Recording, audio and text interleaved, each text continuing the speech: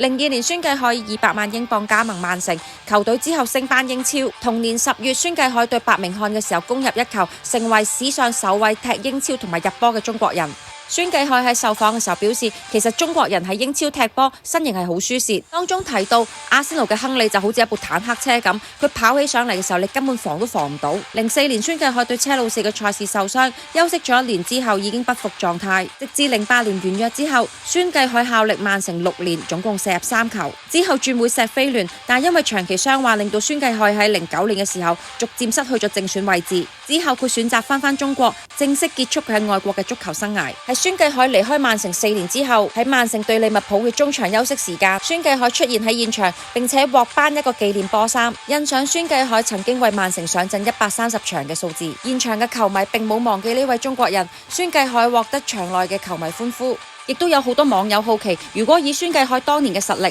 到底可唔可以喺呢個年代嘅曼城爭一席位？你哋俾嘅 like 係我堅持繼續做片嘅動力。條片落足心機做㗎，麻煩幫忙點讚同埋分享。